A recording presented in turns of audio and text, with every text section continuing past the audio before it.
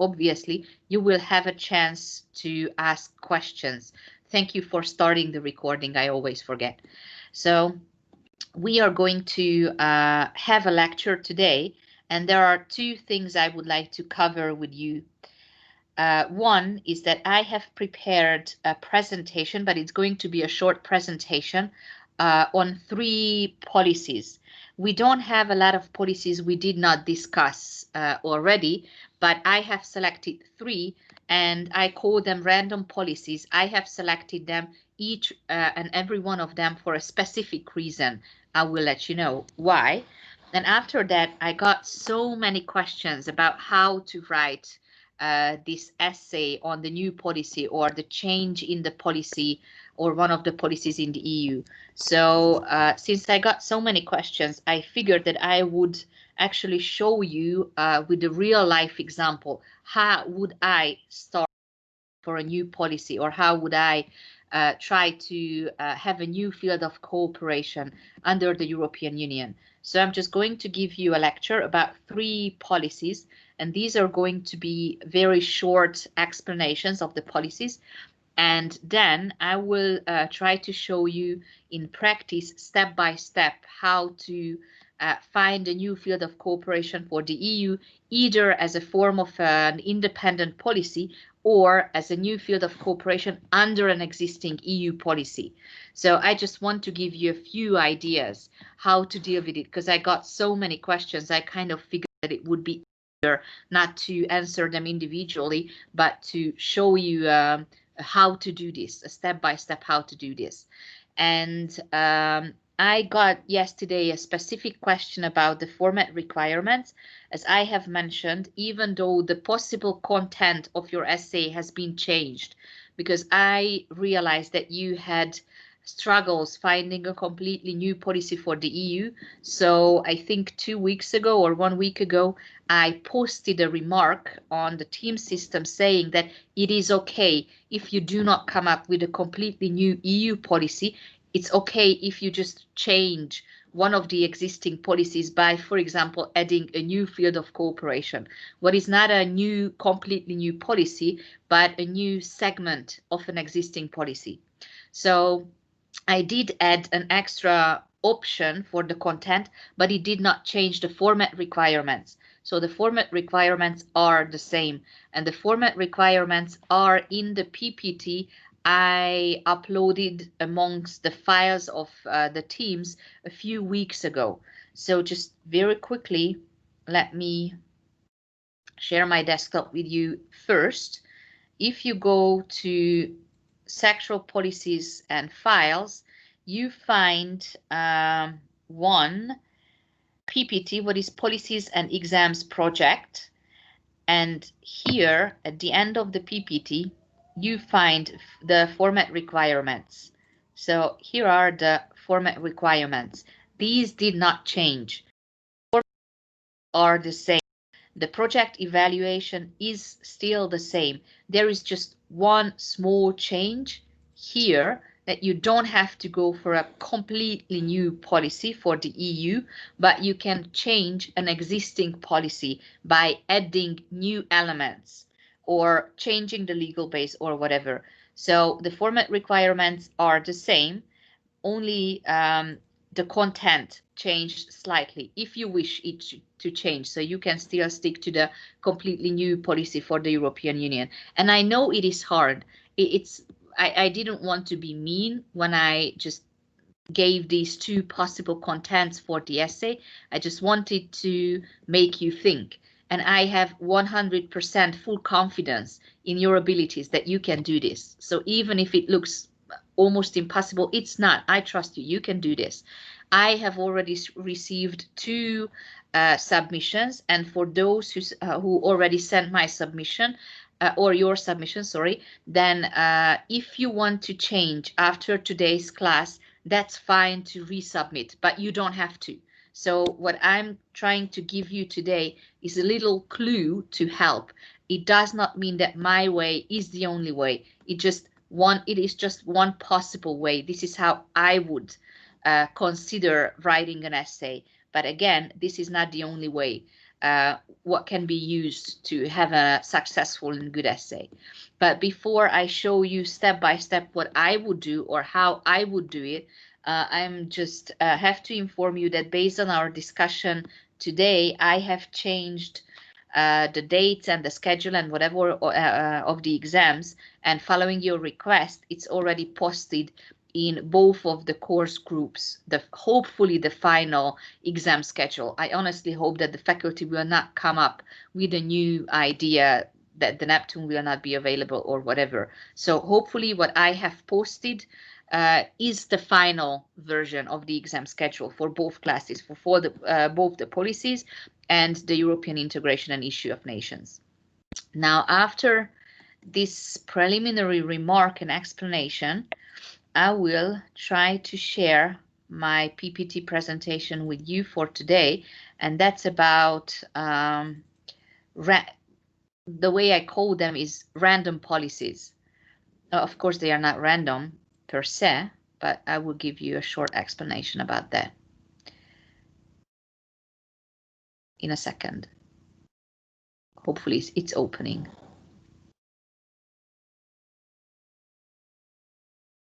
Yeah, it's here.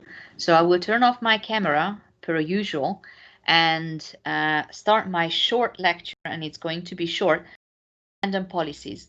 As I have mentioned, we discussed, I would say, the main policies of the European Union already, but it's kind of difficult to say which are the main policies of the European Union because it depends on the point of view. Obviously, for some who are working in agriculture, the agricultural policy, the common agricultural policy is the most important one. But for those who are decision makers in a member state about transportation, that is the most important policy. So it's really difficult to decide which policy to discuss with you in this course. And this is what I have kind of argued or discussed with your other professor who was teaching sectoral policies in the EU1, Professor Mohai, that it's actually really difficult to figure out or to select the policies to show you. So what I have done for the last lecture class is that I have selected 3 policies for different reasons, and these policies are not unimportant. These are also important. I would say, depending on the point of view, they can be considered as important as the common foreign and security policy, if you wish, or as important as the agricultural policy or consumer protection. So there is no real hierarchy among the policies. They are just important from different point of view. But you will see that I will speak about these policies a lot less than I have spoken about the other ones. So today's lecture will not be like fully dedicated to one of the policies. I have selected a few to kind of show you small pictures of fields of cooperation, and each and one of them are selected for a specific reason. So let's start. Let's start with tourism. Now, because the presentations will be short or a lot shorter than the usual presentations in this class were, I have given you a few links.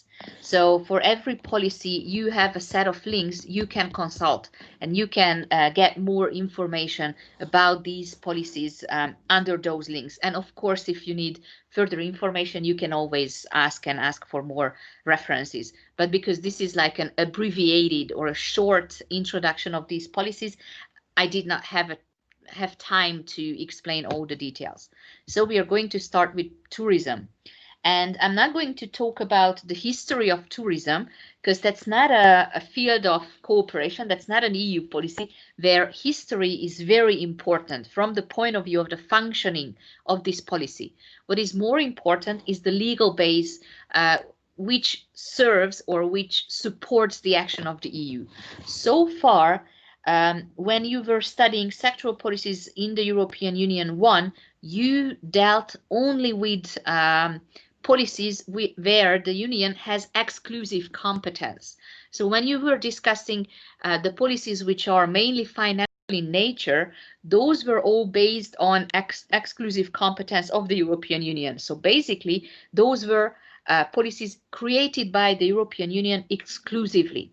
This semester, what we have discussed mainly, the majority of the policies, big majority of the policies we have discussed so far were shared competencies.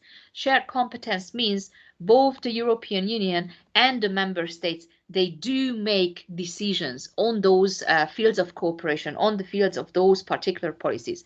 Now, I have selected tourism because this is the legal base is in the Treaty on the Functioning of the European Union, Article 6. So it's not a shared competence between the European Union and the member states, it's a supporting competence.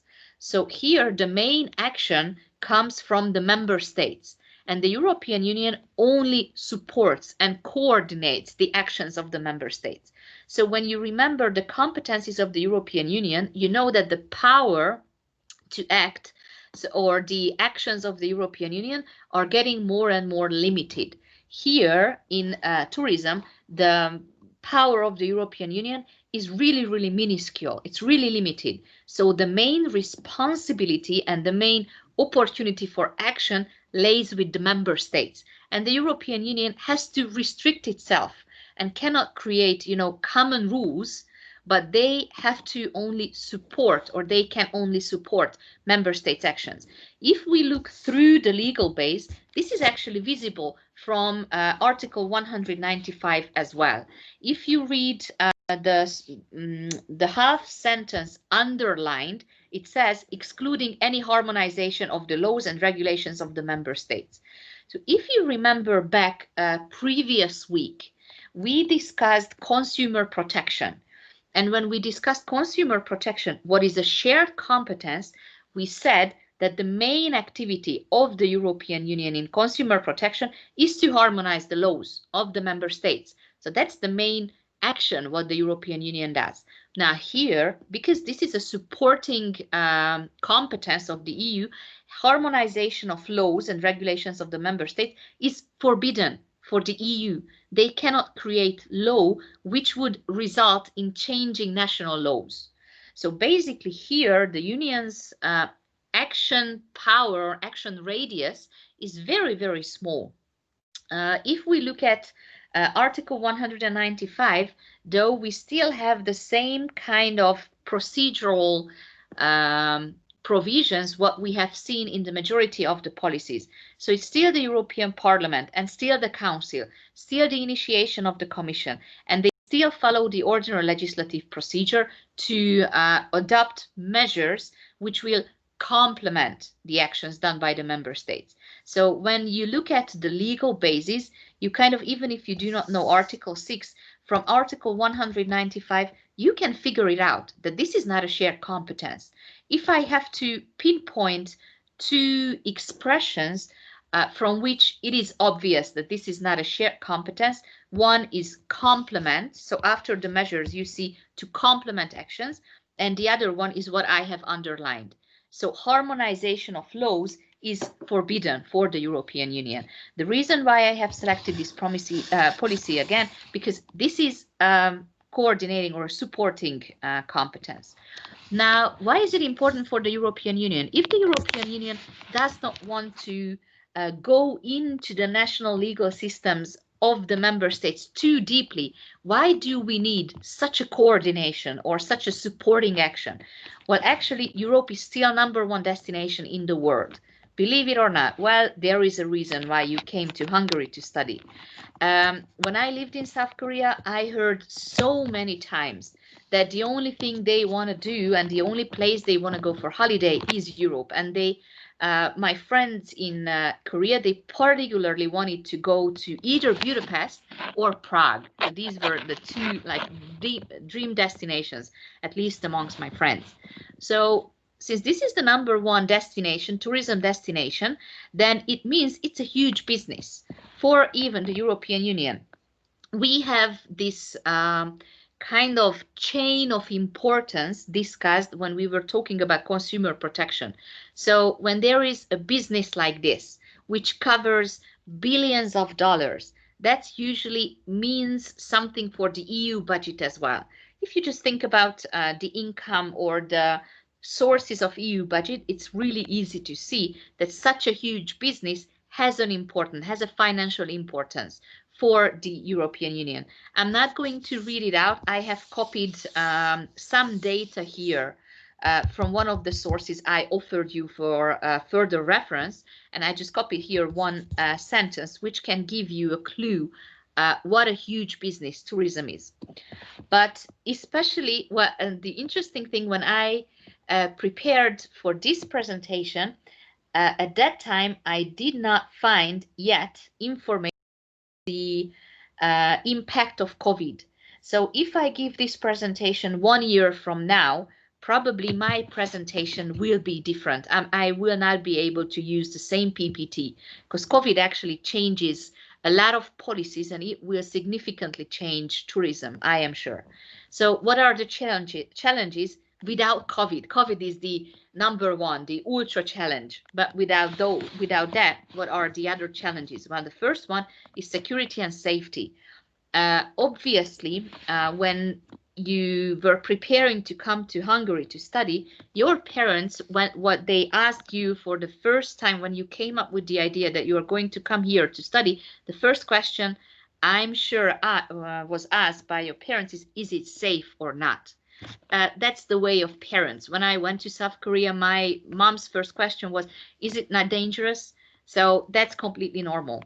And unfortunately, for several reasons, this safety is more and more questioned. One of the reasons is the harmful impact of the media. You know, every incident is like multiplied 10 million times. So the reason why my mom asked if North Korea or South Korea was safe is because there was a nuclear test in North Korea at that time when I went to Korea for the first time. And it was, you know, in Korea, nothing was felt or nothing was amiss, but in the news, it became like a huge thing. The other one, what is the challenge for the tourism is economic competitiveness. The main problem with this is that in tourism, there are several, or there is a big segment of the population employed in tourism. And one of the policies we have already discussed, one of the policies of the EU is social policy. Now here, social policy, employment policy, and tourism are kind of interrelated. So the burden of having a big number of people employed in tourism results in unemployment in a big part of every year, basically. And the other thing or challenge which belongs to this field is the administrative and regulatory burden. This is a drawback of the European Union. We have already discussed several policies of the EU, and only from that discussion, what you have studied EU policies for almost a year now, from these discussions, you could actually have realized that the European Union is painfully meticulous in certain points. So there are a few issues which are over-regulated, if you wish. And because of this, Europe's competitiveness in several fields becomes questionable. If we compare certain issues with other tourist destinations, the disadvantage of the European Union is the number of rules. I'll give you an example. To open a restaurant here in Europe, there are so many rules you have to pay attention to.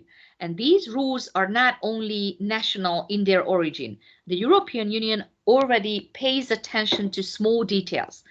Again, just an example, I have another class when students need to establish a business, of course, imaginary business in Hungary. And one of the students is from Pakistan and the other student is from Jordan.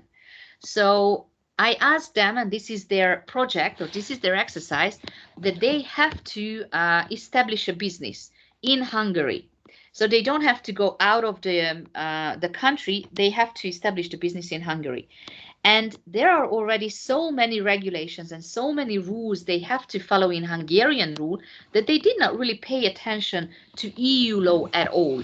And it was really easy to point out their mistakes or the lack of attention because the European Union has so many regulations related to a single business. One of the ladies wants to open a salad bar, a healthy restaurant.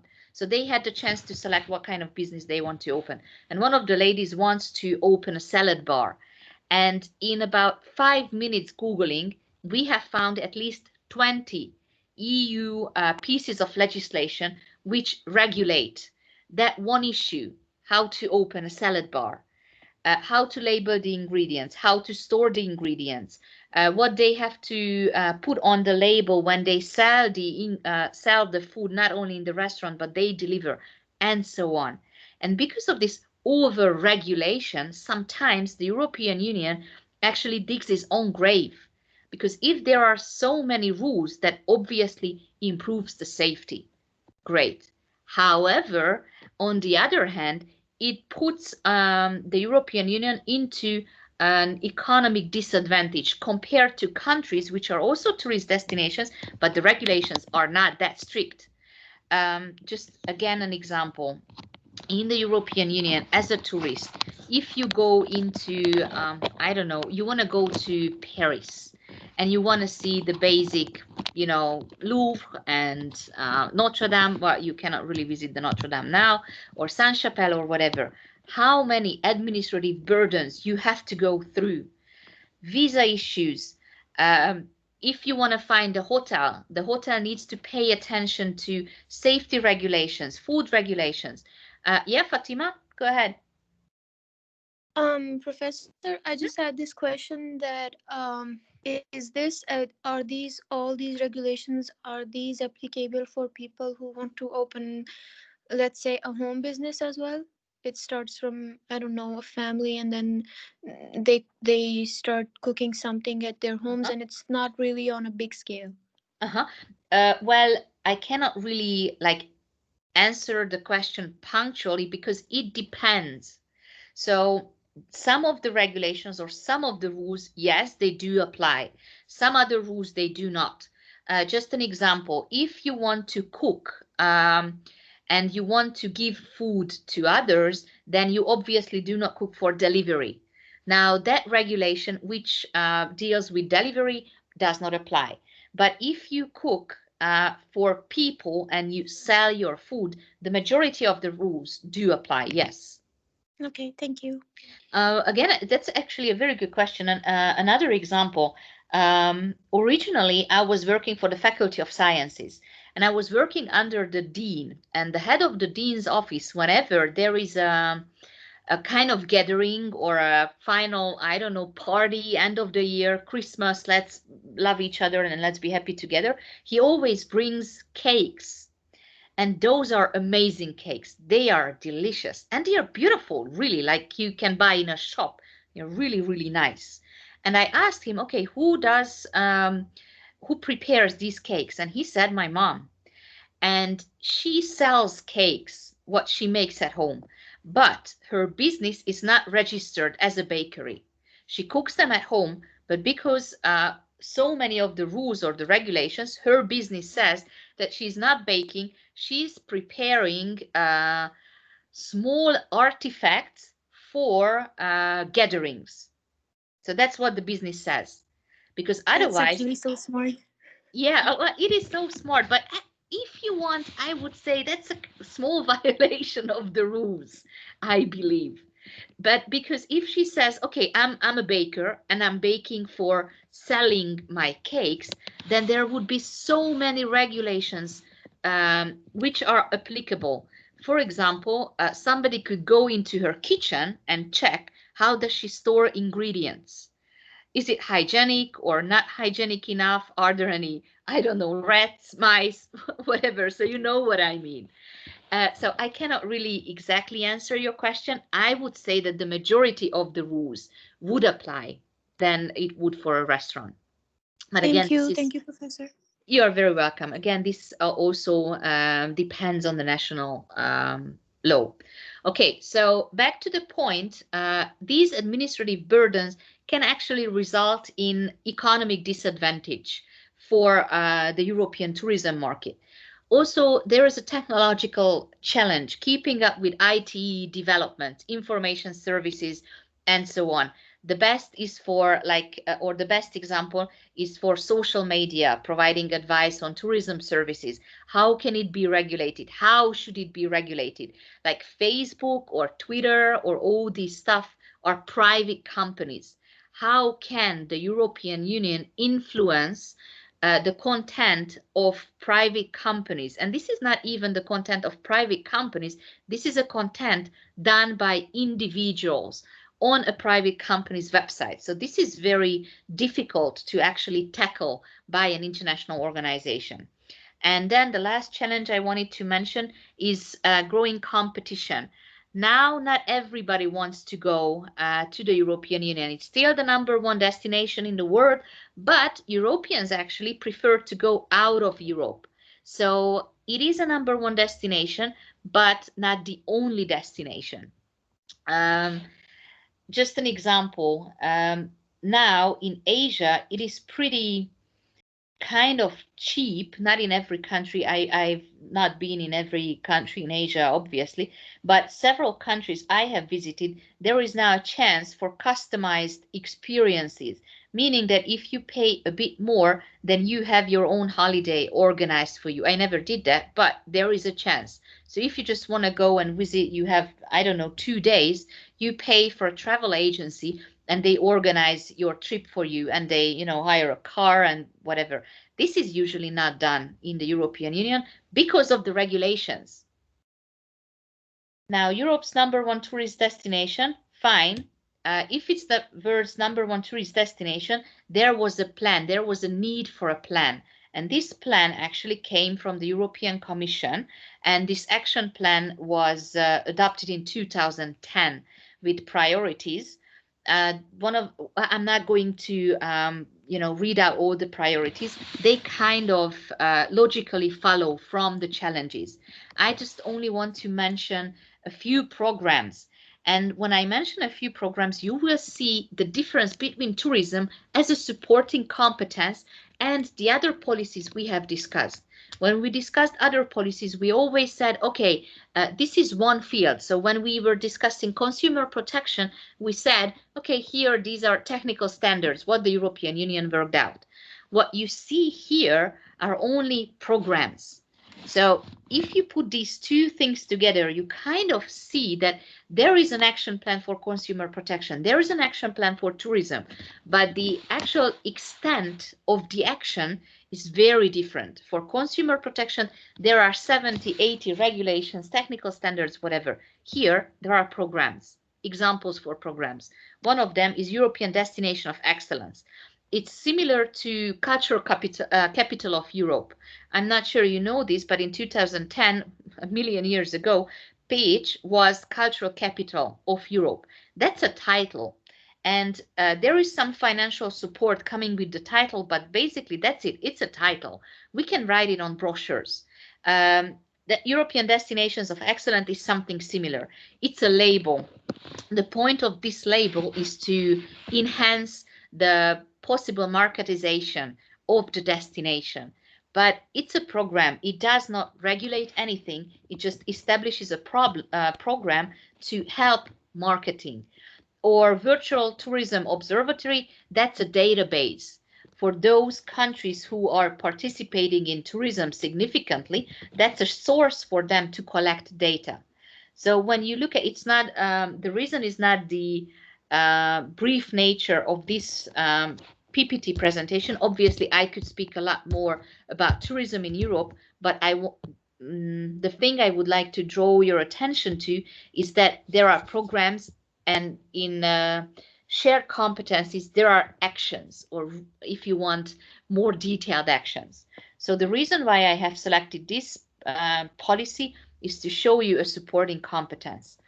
Now, the second thing, or the second policy I have selected for today is energy policy. And please know that obviously all of these policies would deserve a full-length lecture or presentation. We just don't have enough time. The semester is not long enough. But if you ask me, it is long enough. I'm just saying that not enough for the policies.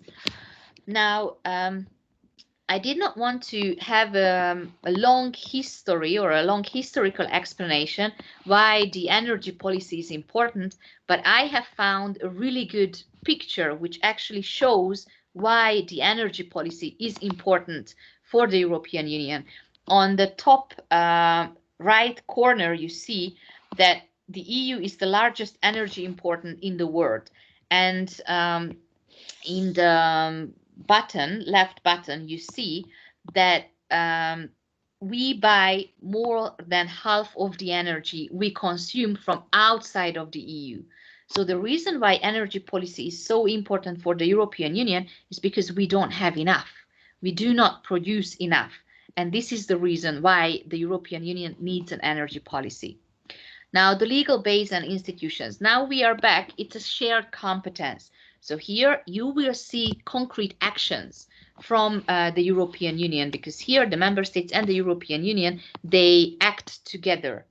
And I'm not going to read out the objectives. They are pretty straightforward and pretty clear to see. I would actually just emphasize one is that ensure security of energy supply in the European Union. Obviously, all of the objectives listed in Article 194 are important, but if I should pick one which is the most important, then that would be point B, ensure security of energy supply in the Union.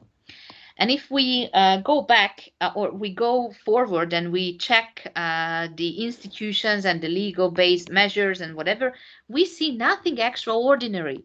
It's the European Parliament and the Council, initiated by the Commission, ordinary legislative procedure with consultation of the Economic Social Committee and Committee of Regions. Nothing special. Well, nothing special until this slide. So the reason why I have selected energy policy is to show you something what you have learned theoretically. I wanted to show you in practice. So when you were studying about the European integration, you followed how unanimity in the Council was actually replaced by qualified majority voting.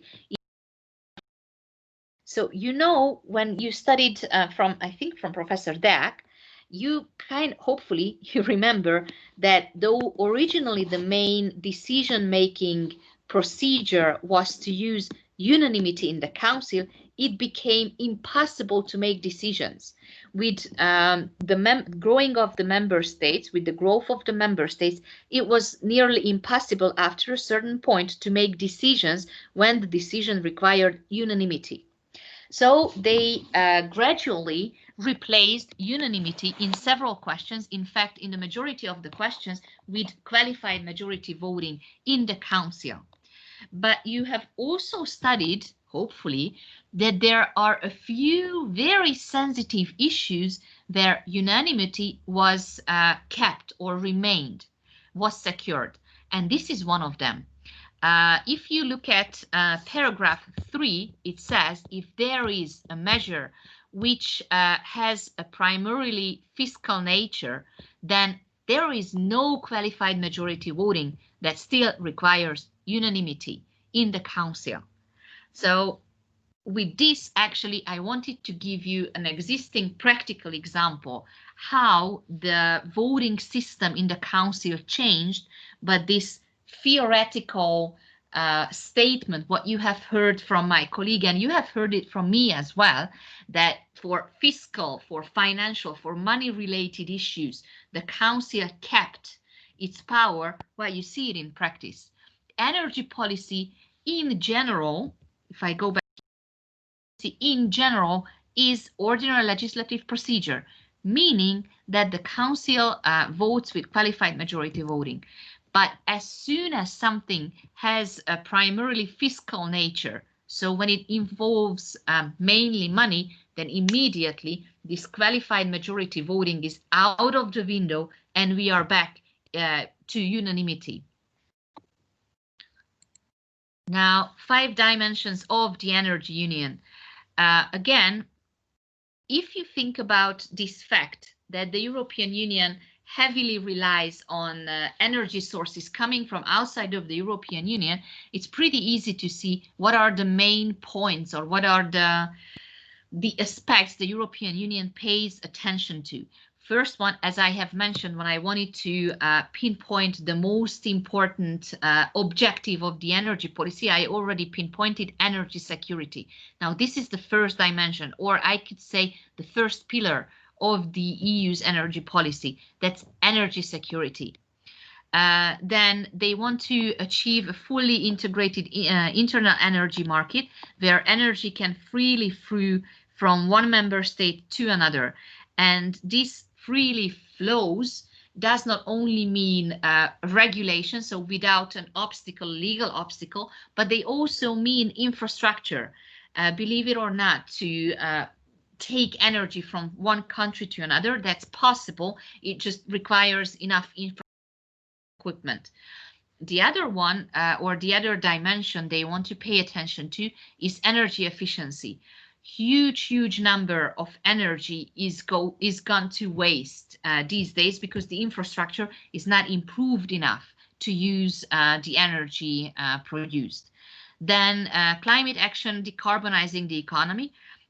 When we discussed environmental protection or environmental policy, we have already mentioned that environment is something what is taken into consideration in every policy. Here is another clue, or here is another evidence for that.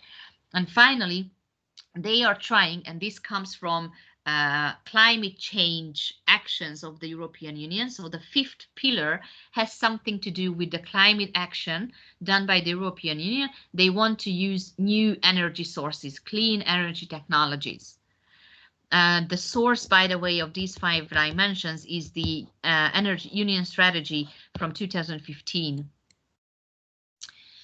This is not the only policy, or not the only policy document which was worked out by the European Commission. In 2016, they came up with a new one, but I don't want to give you the details. I just want to give you one example or one overall goal, and that's that by 2030, they want to increase the efficiency of energy use, and they want to make sure that the European Union is able to produce more energy for itself. So you don't have to remember the white papers and all the actions. I just want to show you some kind of direction the European Union is trying to take. And finally, the last one I would like to discuss with you today is common transport policy. Now, that's a kind of special choice, if you wish, because common transport policy is a shared competence. So it's not different from the other policies, what we have already discussed. Also, common transport policy is a very old policy of the European Union. The reason why I did not want to dedicate a whole lecture to common transport policy is because I wouldn't understand what I was talking about. The reason is that big part of common transport policy is highly technical. When we were discussing consumer protection, I also avoided I did not elaborate on a few topics which are highly technical. Obviously, I'm not going to give you a lecture about what kind of parts can be in a child's toy. That's a technical question. That's a technical standard.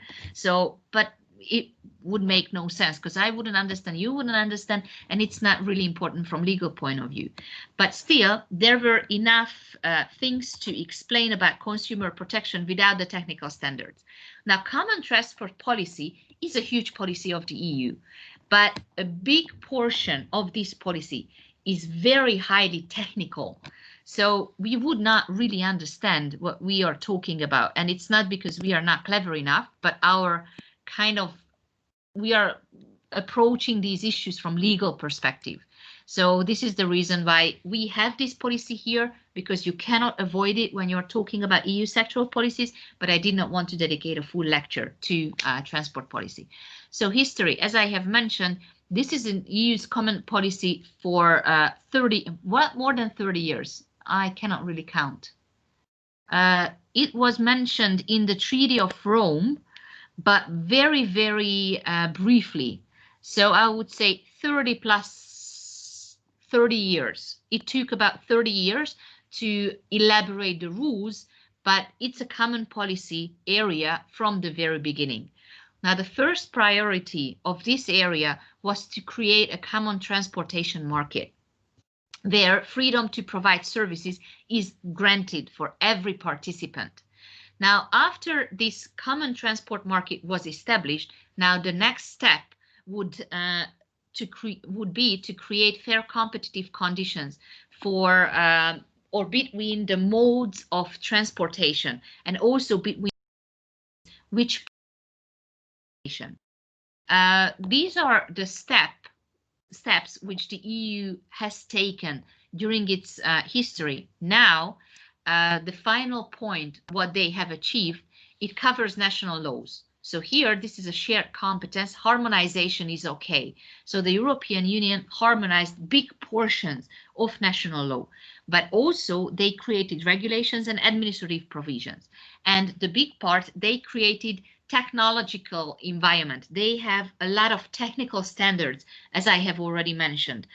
For example, rail safety.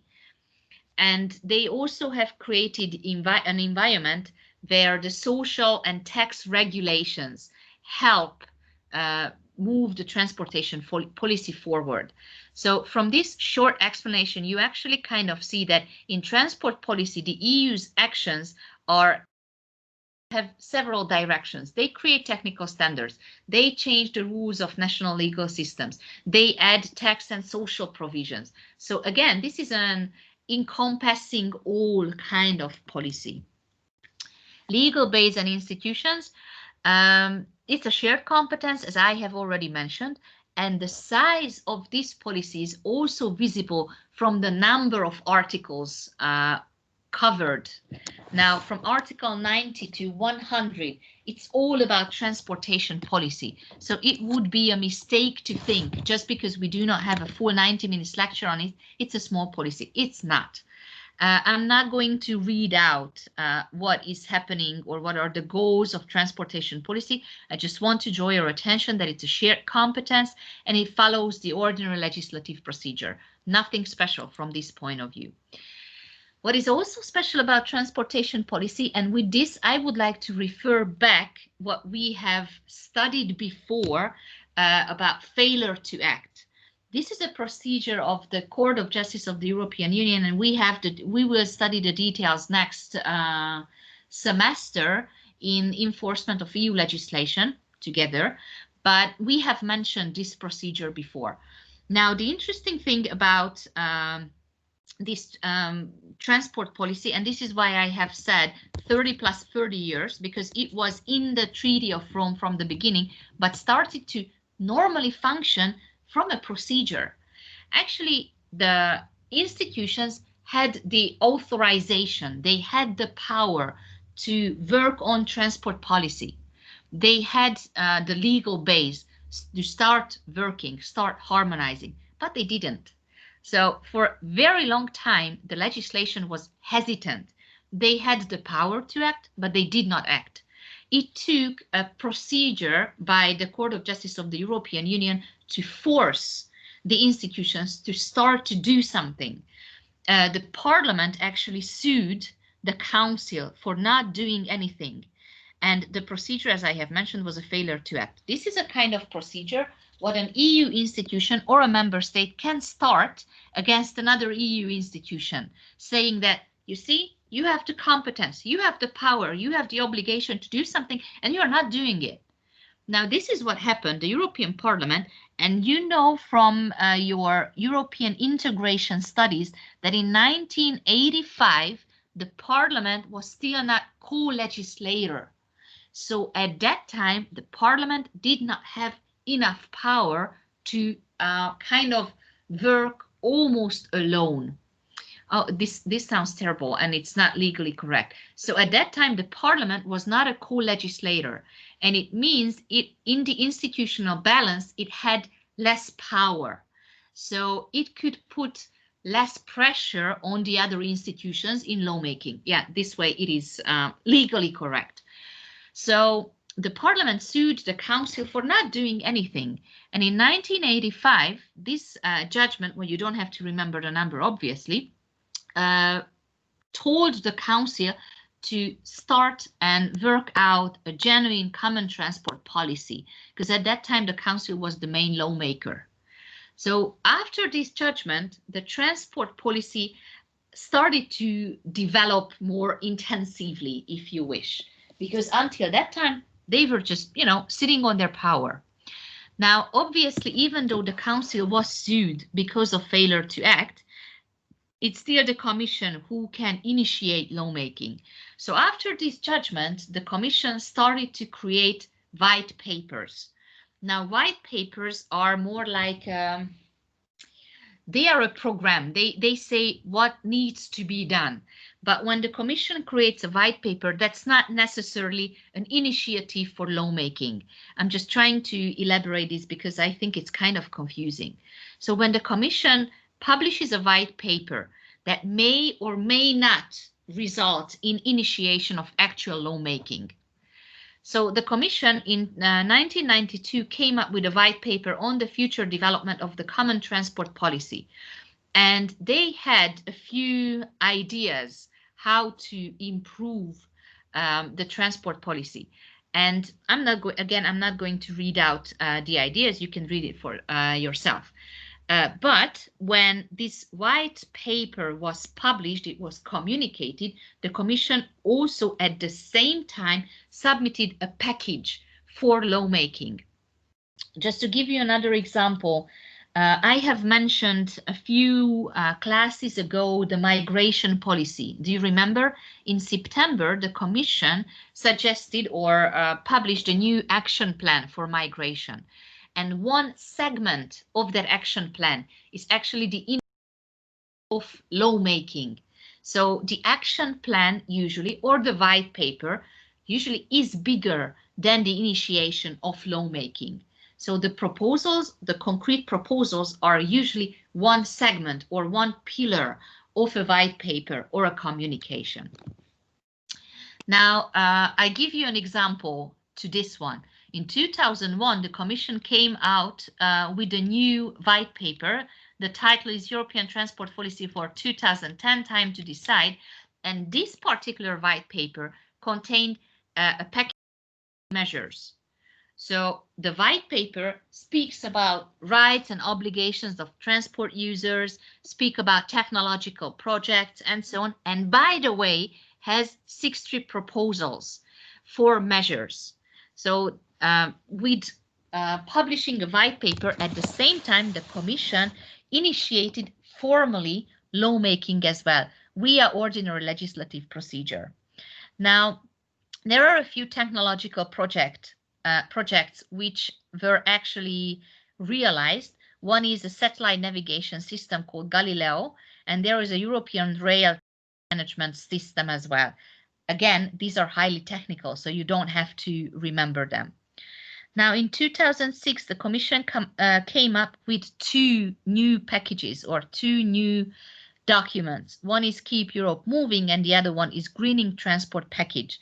I'm not going to ask you to remember all the proposals and all the plans of these white papers or communications.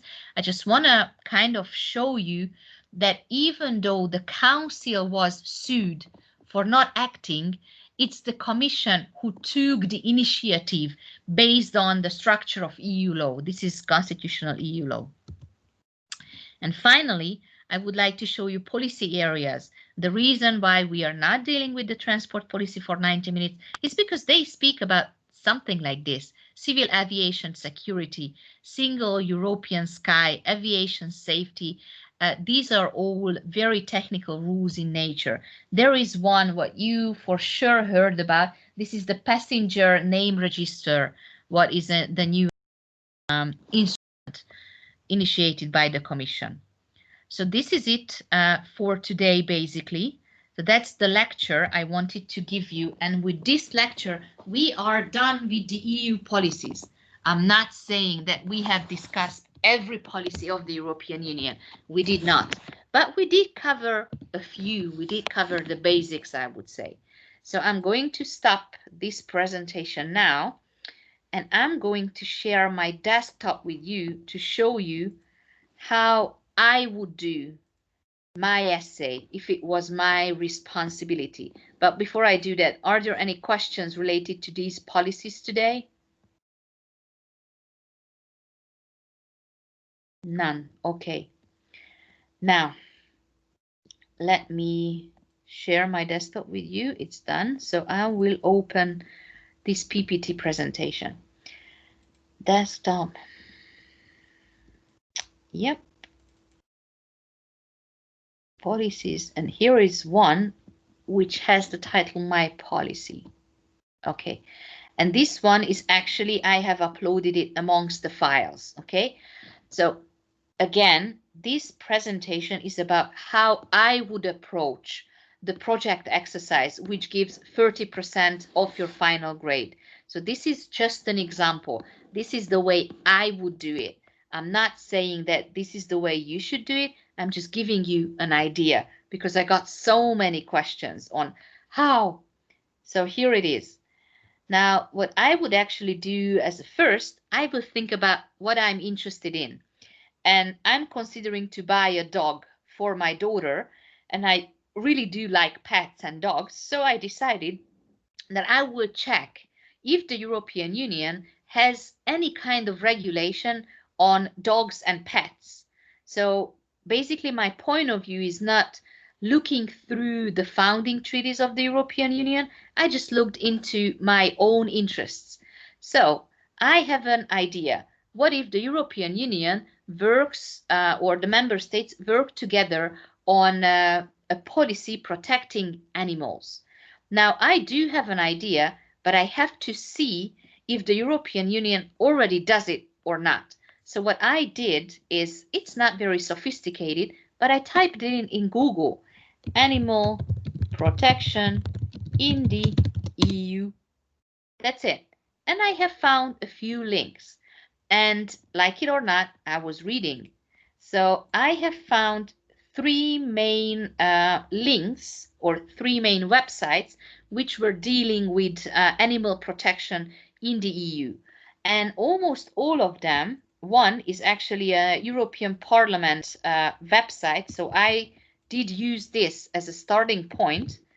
And what I did is I have read this kind of, it's a very short explanation on what the European Union does in animal protection. So there were videos and whatever. I looked through those. And what I have figured from reading about animal protection in the EU is this. I have found the fields which are already regulated by the European Union. One is illegal trade in dogs and cats. Then cat and dog fur has been banned, and pet passport. That's it. But I did not find anything which would be, for example, the criminalization of killing these animals or torturing these animals. So these are very limited regulations in terms of animal protection in the EU. So after reading these, and of course I clicked on these links and I have read them. So I have read what the EU says about pet passport. I have read what the EU says about illegal trade in dogs and cats. And I have read how the cat and dog fur has been banned in the European Union. So I have read these pieces of legislation. Now, the next step is to summarize what did I find. Well, the most important point, what I did find, is the legal base for the cooperation. So the link, what I have found, mentioned, I think, somewhere here, or at least one of the legal sources mentioned the legal base here. Probably I did not read it here. But I figured from the document that Treaty on the Functioning of the European Union, Article 13, is the legal base, which enables the European Union to act in terms of. So what I have done as a next step is I typed into Google this one. So I said, Treaty on the Functioning of the European Union, Article 13, and I put it back into Google, hoping that the only thing I will get is this particular provision of the treaty. And here it is. So I have found in my research, or during my research, the legal base. So I went to EUDLEX. We have studied this database before, so you know how to use it. And I clicked on document information, because in the document information, there is one link, one section, select all documents based on this document. So if I click on this, I will have everything ever did based on this legal base. So I clicked on it, and I was praying to get lucky and not to have 10 million pieces of legislation coming up. And I did not. It was only 6. Now, what did I do is I kept reading. So after getting these links, I tried to select those which could be important for me. So future of food and farming, probably not. Here, protection of animals during transport, probably yes. Global ban to end animal testing for cosmetics, probably yes. Standard for the protection, probably yes. Ownership, not. And potential and challenging on e-democracy, probably not. So I have 3 documents to figure, to read. So the next step would be, I've read them all. Now, after I am done with that, and I just show you an example.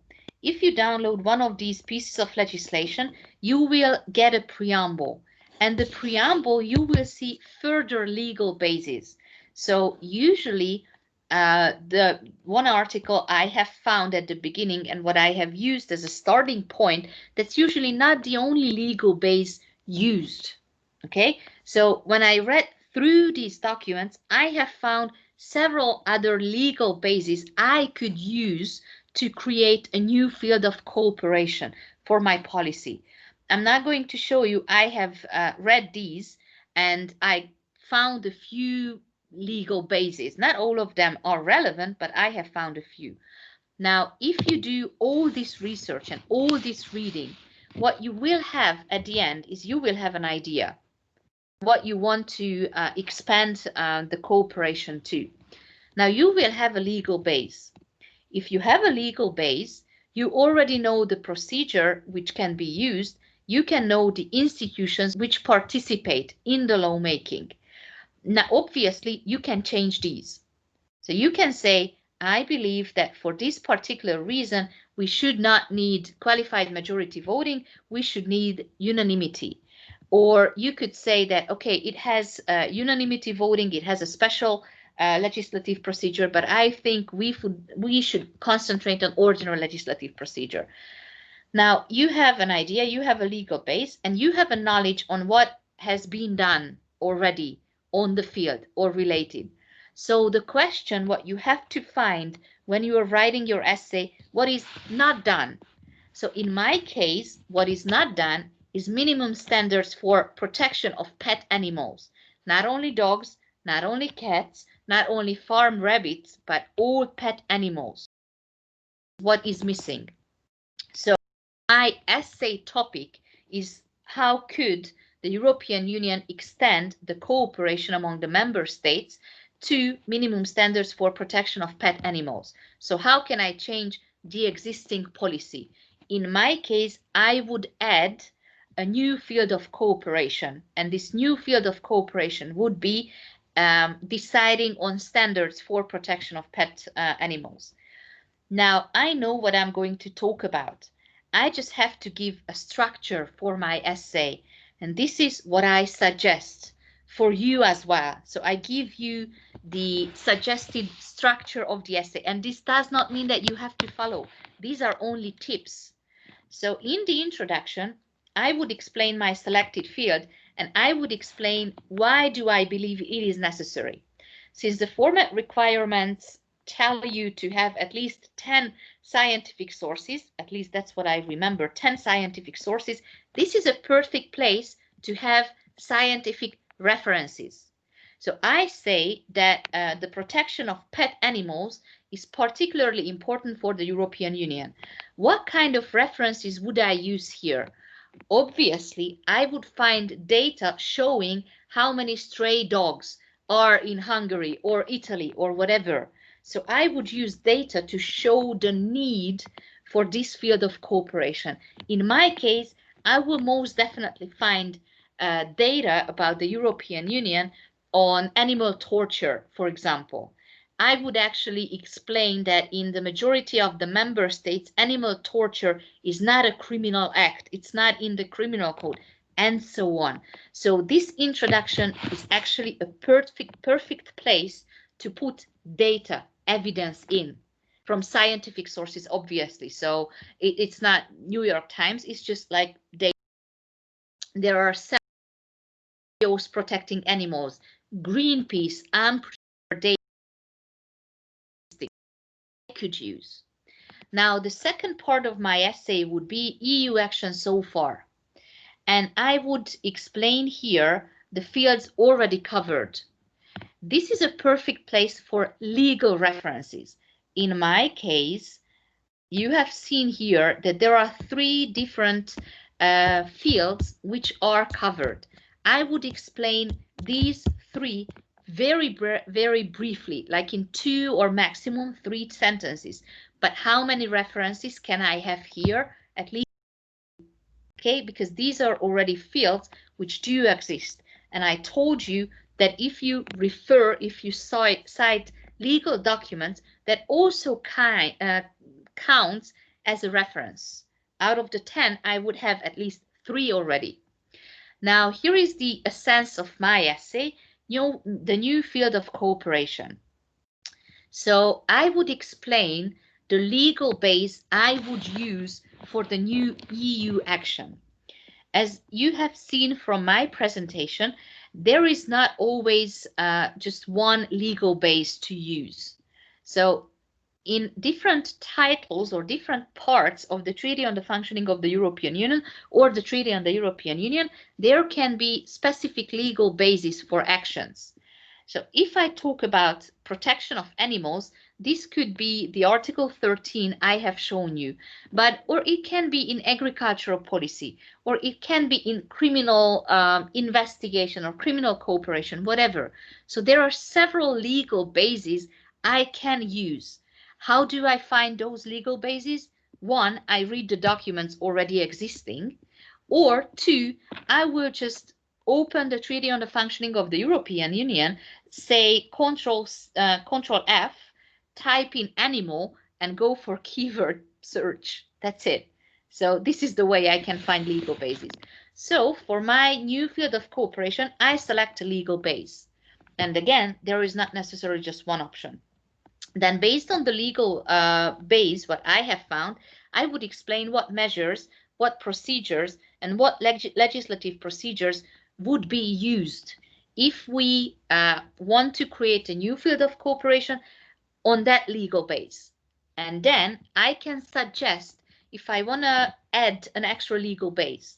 So I say, okay, I see that these legal bases, what I have found in animal protection, are very limited, because I can protect farm animals, or based on this legal base, I can protect those animals which have something to do with agriculture, but it's not enough. So what I can suggest is to have a new legal base in the founding treaties, or I can suggest the change or the amendment of the legal base already there. I hope you can do is I can change or add the founding treaties. Okay, that's one way. Or if not, then I can just suggest an EU regulation. If I have a completely acceptable legal base, I can just suggest an EU regulation to show what fields should be covered and what should be the depth of that regulation. And then I would draw my conclusions and I list my references. And that's it. I know it sounds complicated, but actually it's not that complicated if you read enough. That's the key here. So if you have a topic you're interested in and you read after that topic, you will for sure find the niche. You will find the gap, what is not regulated by the European Union, and you can justify the need for such regulation. So this is, I wanted to show you as an example. My question, are there any questions related to the project, how to deal with it?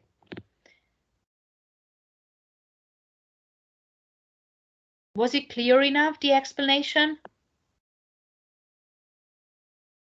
Hopefully. Okay, well, thank you. I tried. So again, please don't panic too much. If I thought that you were not able to do this, I would not have given you this exercise. I have full confidence that you can do this. Just don't panic and read, okay? That's just gonna be fine. I'm absolutely sure. And if you have individual questions, please never hesitate to contact me. I will try my best to give you as much help as I'm allowed to, obviously keeping in mind that I have to be fair with all the students. So this is for today. I'm done with today's presentation, and the very good thing is that we have only one last class next week, and that's going to be a short one. So please read through the materials, and if you have any questions related to the project or the lectures of this semester, that will be the time to ask them. Okay? Thank you very much for your attention today. And unless there are questions. Yes, Professor, I'm sorry. Can I ask a question? Absolutely. Until when we have time to submit this project? The deadline is, I think, just give me a second because I have written it on the Teams site just today. Mm-hmm. That's project deadline, the 12th of December. Okay, midnight. Understandable. Thank you so much. So you have less than 2 weeks, but I have assigned the project 2 weeks ago, just to be fair. So Okay, thank you. You're welcome. Obviously, if you need any kind of help, whatever, you will always find me. More questions? Problems? No? Then it's party time. It's sunshine still. One day before winter. So please go out and enjoy on my behalf, okay? I gave you 20 minutes. You have the obligation to enjoy the sunshine, even if it's only on the balcony. Thank you very much for your attention today, and see you next week.